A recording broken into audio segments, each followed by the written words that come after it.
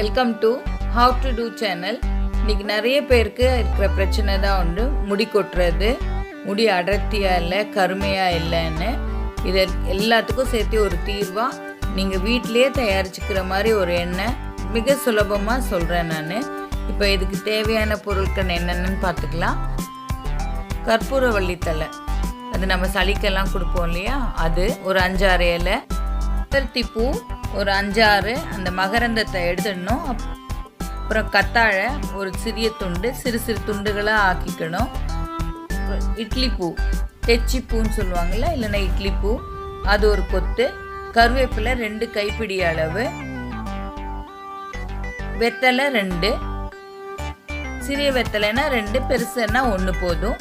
முருங்கைத்தலை கொஞ்சம் ஒரு கைப்பிடி அளவுக்கு கூட வேண்டாம், அதுக்கும் குறைவாக வச்சுக்கலாம். பெரிய நெல்லிக்காய் 2. மிளகு ஒரு 20 மிளகு எடுத்துக்கலாம், 20லேருந்து 25 மிளகு.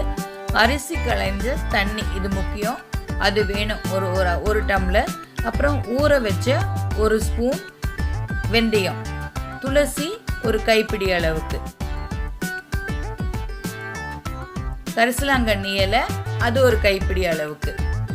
அப்புறம் சின்ன வெங்காயம் தோல் உரிச்சது ஒரு கிண்ணத்தில் ஒரு 20 வெங்காயம் எடுத்துக்கலாம். அப்புறம் செம்பருத்தி பூ இலை அது ஒரு கைப்பிடி அளவுக்கு.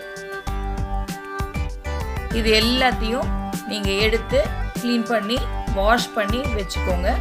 அப்புறம் மிக்சியில் போட்டு நல்லா அரைச்சிக்கணும். இந்த அரிசி கழுகுன தண்ணியை ஊற்றி நல்லா அரைச்சி எடுத்துக்கணும். நல்ல நைஸாக அரைச்சி அது ஒரு பாத்திரத்தில் வச்சுக்கணும்.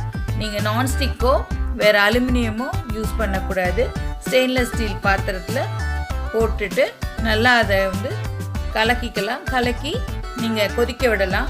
நல்லா அதை கொதிச்சு அதில் இருக்கிற நீரெல்லாம் வத்துற அளவுக்கு நீங்கள் அடிப்பிடிக்காமல் கிளறிட்டே இருக்கணும்.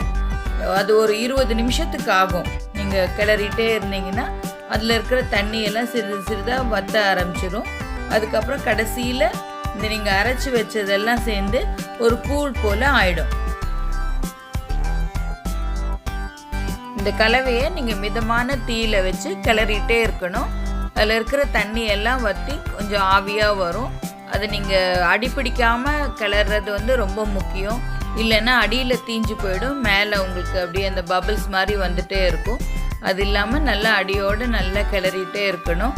கடைசியில் அது அந்த தண்ணியெல்லாம் வற்றி ஒரு பேஸ்ட் மாதிரி உங்களுக்கு ஆகிற பட்சத்தில் நீங்கள் நல்ல தேங்காய் எண்ணெய், செக்கில் ஆட்டின தேங்காய் எண்ணெய் நீங்கள் எடுத்துக்கலாம். சுத்தமான தேங்காய் எண்ணெய் 1 லிட்டர் அளவுக்கு நீங்கள் எடுத்துக்கலாம். எடுத்துகிட்டு இந்த பேஸ்ட் பதத்துக்கு வந்த உடனே நீங்கள் அதில் சேர்த்துக்கணும். நீங்கள் இந்த தேங்காய் எண்ணெயை சேர்த்து கிளறும் போது முதல்ல உங்களுக்கு எண்ணெய் தனியாகவும் இந்த பேஸ்ட் தனியாகவும் இருக்கும். அதனால் நீங்கள் ஒன்றும் என்ன இப்படி ஆயிடுச்சுன்னு நினைக்க வேண்டாம். அது கொஞ்சம் கொஞ்சமாக கொதிக்க இந்த எண்ணெயோட மிக்ஸ் ஆகிட்டே இருக்கும். அதனால் அது தனியாக அடிப்பிடிச்சிடாமல் நீங்கள் எண்ணெய் ஊற்ற நீங்கள் கிளறிட்டே இருக்கணும். ஒரு பக்கம் எண்ணெய் ஊற்றும் போது ஒரு பக்கம் மிதமான தீயில் வச்சு கிளறிட்டே இருக்கணும். அந்த எண்ணெயும் இந்த பேஸ்ட்டும் சேர்ந்து 2ம் சேர்ந்து கொதிச்சுட்டே இருக்கும். அது கொஞ்சம் நேரத்துக்கு அது அந்த வழுவழுப்பு தன்மையோடு ஒட்டாமல் இருக்கும். அப்படியே நீங்கள் மறுபடியும் ஒரு 20 நிமிஷத்துக்கு எண்ணெயும் இந்த பேஸ்ட்டையும் சேர்த்து கிளறிட்டே இருக்கணும். எண்ணெய் கொதித்து அதில் இருக்கிற இந்த மருந்துகள்லாம் சேர்ந்து அந்த கசடு ஒரு மாதிரி கருப்பாக நல்லா ஒரு மாதிரி கருப்பாக வரும். கருகிட வேண்டாம், அந்த மாதிரி இல்லை. இந்த கசடு நல்லா கொதித்து அதோடு சேர்ந்து எண்ணெயோடு சேர்ந்து எண்ணெய் ஒரு கருமை நிறைந்த ஒரு பச்சை கலரில் உங்களுக்கு அப்படியே இருக்கும். இது உங்களுக்கு எண்ணெய் பதம் வந்துருச்சான்னு எப்படி தெரியும்னா, நீங்கள் ஒரு 20-25 மிளகு எடுத்து வைக்க சொல்லியிருக்கேன் இல்லையா, அந்த மிளகை 1-2 நீங்கள் போட்டிங்கன்னா அது அப்படியே பொரிஞ்சு மேலே வந்துடும். உடனே நீங்கள் தீயை அணைச்சிட்டு இருக்கிற எல்லா மிளகையும் அதில் எடுத்து போட்டுடலாம். மிளகெல்லாம் பொரிஞ்சு மேலே வந்தோடனே இந்த வாசனைக்காக கற்பூரம் வச்சுருக்கீங்களா, ஒரு சின்ன கட்டி கற்பூரம், சின்னது இல்லை பச்சை கற்பூரம் இருந்தாலும் சரி, அதை நல்லா கையில் நுணுக்கி அந்த எண்ணெயில் சேர்த்துடலாம். இப்போ உங்களுக்கு எண்ணெய் நல்லா காஞ்சு நல்ல மணமாக நல்லா இருக்கும். அது ஆறுனோடனே நீங்கள் ஒரு நல்ல ஒரு நைஸான ஒரு துணியில் தனியாக வடிகட்டி வச்சிடணும். இந்த கசடை எல்லாம் எடுத்து நீங்கள் அடுத்த நாள் எண்ணெய் தேய்ச்சி குளிக்கிறதுக்கு முன்னாடி தலையில் நல்லா தேய்ச்சிக்கலாம். குழந்தைங்களுக்கு அந்த கசடு தேய்க்க வேண்டாம், நீங்கள் தேய்ச்சிட்டு ஹேர் வாஷ் பண்ணிக்கலாம்.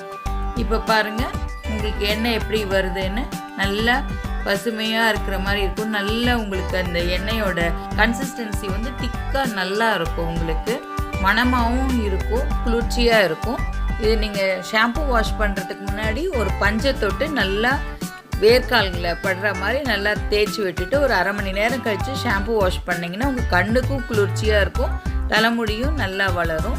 ஆனால் 3 வயசுக்கு கீழே இருக்கிற குழந்தைங்களுக்கு நீங்கள் இந்த எண்ணெயை தேய்ச்சி குளிக்க வைக்க வேண்டாம், லேசாக தினைக்குமே வந்து தேய்ச்சி விட்டுடலாம், அவங்களுக்கும் முடி நல்லா அடர்த்தியாக வரும். 3 வயசுக்கு மேலே இருக்கிற குழந்தைங்களுக்கு நீங்கள் தினைக்குமே தேய்ச்சிக்கலாம்.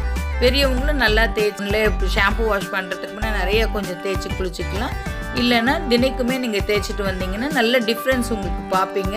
நீங்களே இதை ரெகுலராக யூஸ் பண்ணி உங்களோட ஹேர் க்ரோத்தை பார்க்கலாம், நீங்கள் உணருவீங்க. தேங்க்யூ ஃபார் வாட்சிங்.